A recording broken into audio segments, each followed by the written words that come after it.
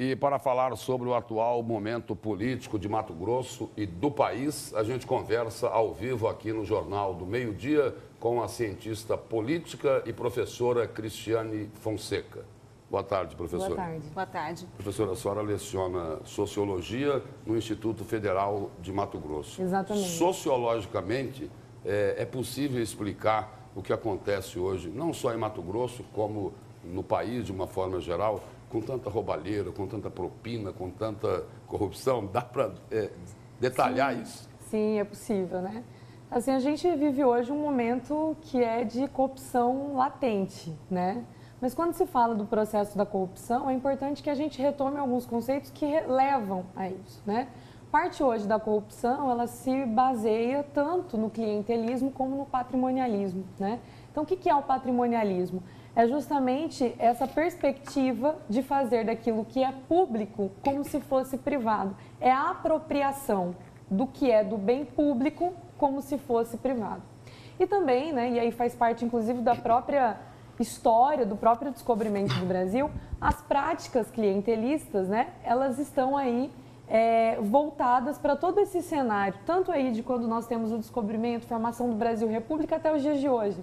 Então, essas práticas clientelistas, né, onde se tem essa troca de favores, onde se tem essa troca, né, de benefícios, tendo em vista aí, inclusive, o que o antropólogo Roberto da Mata discute, né, a ideia hoje de um jeitinho brasileiro que se tem para o atendimento de alguma coisa, né? Então, hoje a gente vem sido permeado, né, de ações dentro da administração pública que ainda tem, né, práticas patrimonialistas e clientelistas. E essas duas práticas, elas são atentas, elas são determinantes para que a corrupção aconteça. É por isso que muitas pessoas dizem que o problema é até cultural, é o tal do jeitinho brasileiro, porque a corrupção ela vai de um ato muito simples também, né? As pessoas têm que entender que elas também, às vezes, podem estar cometendo. Exatamente, né? Até quando fazer uma afirmação, né, que a corrupção tem um aspecto cultural, acho que talvez ela merecia uma avaliação maior, né? No entanto, no histórico hoje da formação do Brasil, a gente vem tendo essas ações onde o jeitinho brasileiro, né, vem sendo colocado.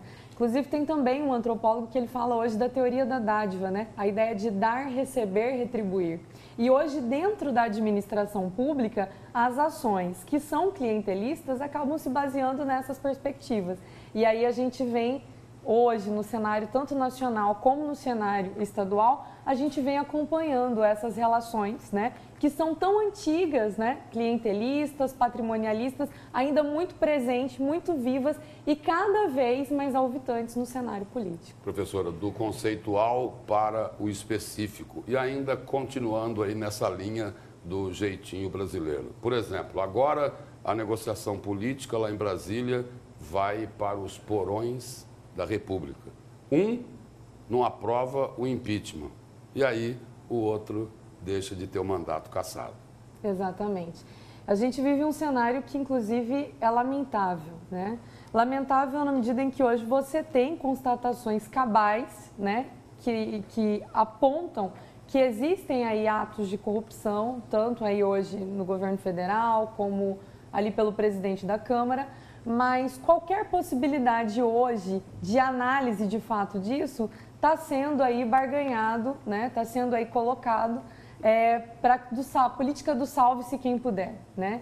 Então, hoje nós temos um cenário onde hoje temos mais aí uma notícia, o presidente da Câmara, o Eduardo Cunha, teve mais uma constatação das suas assinaturas nas contas na Suíça. Nós temos aí hoje... Nas contas, diga-se, de milhões de dólares. Contas de milhões de dólares na Suíça. E a gente também vem aí um cenário hoje das pedaladas que já foi notificado em 2014, que já existem registros dela em 2015, mas a possibilidade hoje disso ser de fato...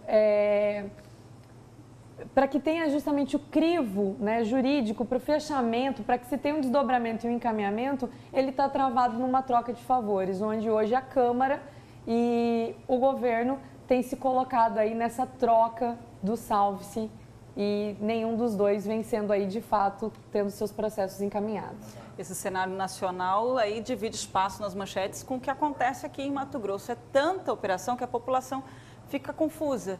Agora, Mato Grosso está exposto. Será que isso é positivo? As operações estão dando resultado? As pessoas estão sendo investigadas ou não?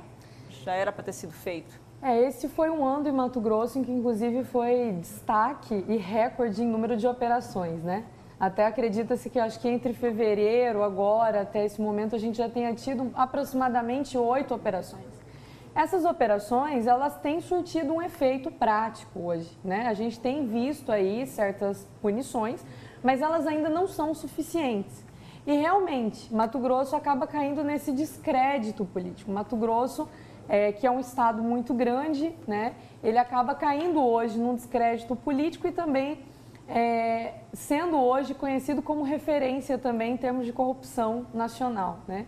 E isso, mais uma vez, coloca, inclusive, os nossos eleitores muito mais desgastados com relação às perspectivas políticas, porque já pouco se acredita agora que a política, que o voto possa ser aí algum tipo de transformador de todo esse quadro. Professor, ainda um pouco mais grave, né? Quer dizer, não são apenas os representantes políticos que são contemplados nas operações policiais, né? Nós temos aí representantes de várias instituições. Tem do Judiciário, tem do Tribunal de Contas, pelas delações, né, que o ex-secretário Éder de Moraes havia feito, tem até gente do Ministério Público. E só para encerrar, eu gostaria de saber o seguinte: como é que lá, quando a senhora está dando aula, esses alunos, eles interpretam toda essa roubalheira, toda essa corrupção, essas quadrilhas que estavam atuando aqui em Mato Grosso? Eles dizem o quê? Lúcio, até vou trazer um apontamento que é triste, né? Mas você lida hoje com um número de estudantes, né, que passam hoje a ter uma descrença com relação à política.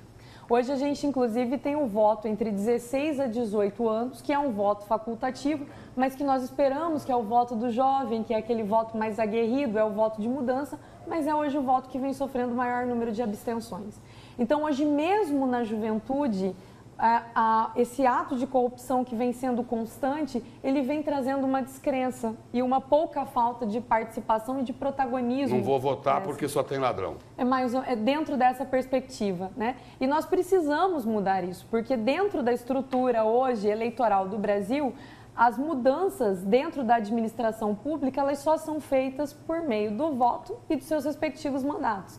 Então, é necessário, inclusive, que a gente venha buscando essa conscientização. Acho que hoje os meios de comunicação estão sendo importantes para explicitar, né, todo esse cenário de corrupção que vem se desenhado no Brasil e no Estado, mas a gente precisa não só explicitar, mas trazer aí também a conscientização da necessidade de participação, né, dos agentes políticos, todos nós somos agentes políticos, nesse cenário para que a gente possa algum dia aí conquistar algum tipo de mudança ou pelo menos minimizar os desgastes já acontecidos. Professor, obrigado pela presença e pelas informações aqui no Jornal do Meio-Dia. Obrigada.